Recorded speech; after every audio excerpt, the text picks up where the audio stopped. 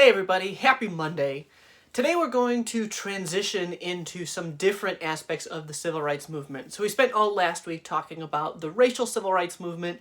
Today we're going to talk about the gay rights movement. Tomorrow we're going to talk about the women's movement. But I just want to preface it that there are many other civil rights movements that were going on at this time that we're not going to have enough time to cover. If only there was more time! So just be aware that we're not covering everybody, we're just hitting some highlights. And before we talk about the gay rights movement, there's this kind of perception around gay rights movement that maybe like gay people, lesbian people, transgender people, queer people just haven't existed forever, which we don't have those associations with the black civil rights movement because we know that black people have existed, or the women's movement because we know that women have existed. But I just want to start off very clearly here that the LGBTQ community has existed forever, and we're only going to study just a small piece of their history. So just like we went through the 50s and 60s to talk about the Vietnam War, and then we went through the 50s and 60s to talk about the black civil rights movement, let's reset again and kind of start in the 1950s to talk about the gay rights movement. And to begin, we can go back to our old friend Joseph McCarthy and his list of suspected communists. He had his list of people who he said were communists and were working within the federal government and maybe were secretly spies for the Soviet Union. And he also had a list that was almost identical to that one to suspected homosexuals in the federal government.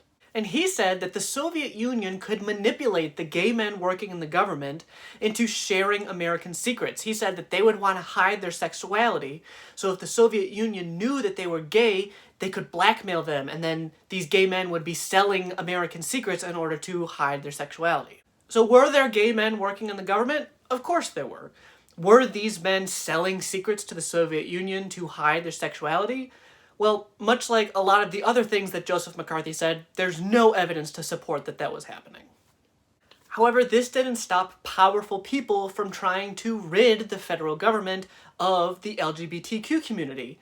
President Dwight Eisenhower signed Executive Order 10450, which basically rid the entire federal government of gay people, that they would go and seek out people and ask them questions, very personal questions, who wants to talk to their boss about their sex lives, and then if it was suspected of any gay activity, that person would be fired. Thousands of people were let go from jobs in the federal government under this executive order, and this executive order stayed place until 1995. So obviously we're laying the groundwork here of the conditions that led to the necessity of a gay rights movement in the 1960s. There was this fear of gay people, this distrust of gay people, and homosexuality was dangerously and incorrectly linked to sexually predatory behavior and even mental illness. Being gay was considered a mental illness by psychologists until 1973. There's this whole manual, if you've ever taken psychology, you may have known this. There's this whole manual of all psychological disorders, and gayness, homosexuality, was on there until the early 70s. And so what this led to then was trying to change people's identity in some really cruel ways. Electric shock therapy, conversion therapy, these ways of thinking, gayness and homosexuality as a choice. And these types of quote-unquote solutions just seem silly now that sexuality is as core to identity the way that race and gender would be. If you go under electric shock therapy to a black man, that's not going to make him not black. And if you do it to a woman, it's not going to make her not a woman. The same way if you do it to a gay person, it's not going to make them not gay. However, just like the other groups that we have studied, the gay community then rallied together and really support groups started to emerge. And one of these groups was the Mattachine Society, which actually was founded in 1950, which supported fighting for the civil rights of gay men. To take a closer look at what they stood for and how they pitched the idea to other Americans, we're going to head to the primary source corner.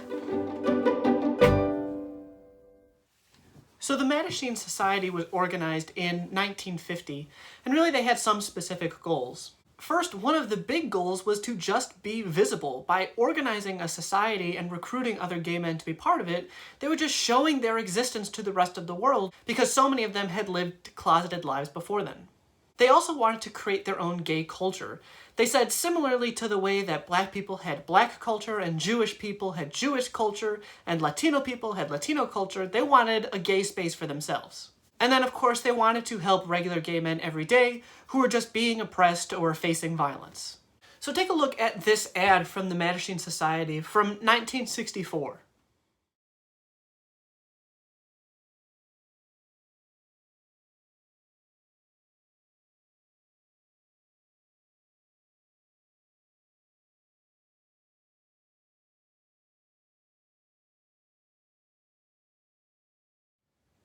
What I think is most astounding about this ad is just its central argument. The first sentence, homosexuals are different, but we believe they have the right to be. That seems just so fundamental and so core to us in 2020 of just gay people have the right to exist, but this was a right that had to be fought for in the 1960s. What I also think is striking about this ad is it doesn't seem like they are asking for much. They're not calling for any legislation. They're not being combative to congressional leaders or the president. They just said they want to create an understanding and an accepting culture of gayness. However, this type of visibility of gay culture and the LGBTQ community really received a lot of pushback from the American public. So these societies and these organizations were good places for openly gay and lesbian and queer and transgender people to celebrate their identities and just have a safe space together. However, if someone was not open with their sexuality, you could see how they would not want to join these societies and these organizations because of the false dangers that were associated with being gay. And there really was an explosive moment that launched the gay rights movement that happened in 1969. And they are the Stonewall riots. So basically what happened is, just like today in 2020, in 1969, there was gay bars and gay clubs that gay people could go and just have like a safe space where they knew that they weren't going to be, assaulted. However, in many places, it was illegal to be serving openly gay people and to be operating a gay bar like that. And so in New York, there was a bar called the Stonewall Inn that was popular for gay people to go to. Similarly to what happened to other gay bars, the police would be called. Police would be called and they would say, hey, there's this whole collection of gay people here having drinks, and the police would be called, and the police would go and then break up the crowd. However, in 1969 at Stonewall, the gay crowd fought back. And you can maybe understand the logic of the people who were patrons of this bar is that, listen, they're just going out for a drink and they're just going for a night out, and the police keep breaking them up and telling them they can't. They said, listen, we're a human being. We just have a right to go out on a Friday night just like anybody else does. And it does get a little bit violent then.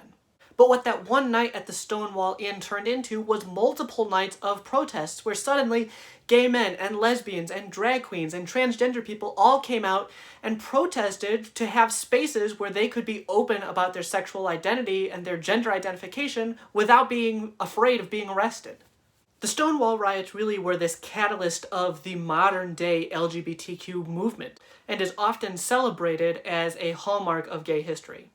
There's one final thing then about the LGBTQ movement that I want to talk about, and it's one figure that I think that you shouldn't leave this class without knowing.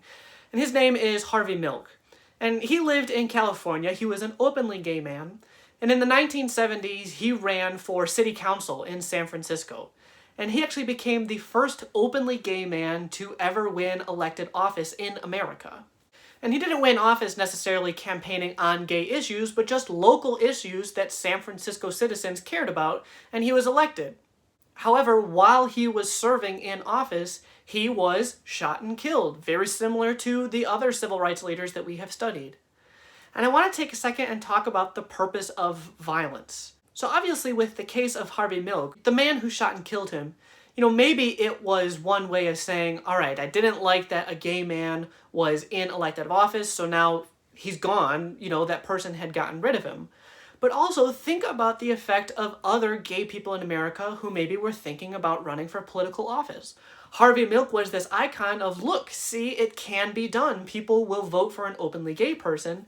But then the violence not only gets rid of Harvey Milk, but it also intimidates and scares other people from following in Harvey Milk's footsteps.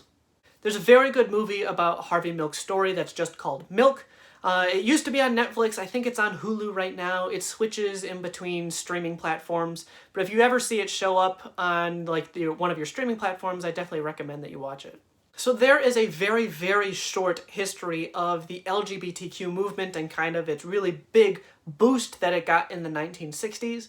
But today for your assignment, I want to give you a chance to look to see how the LGBTQ movement has continued on today. So you're going to have the option to look at 4 important moments in LGBTQ history, and the oldest one comes from the 1990s, and the most recent ones are happening right now.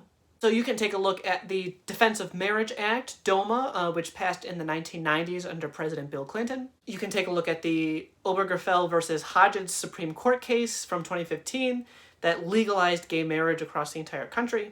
You could take a look at the 2017 transgender military ban that stopped any transgender people from serving in the military.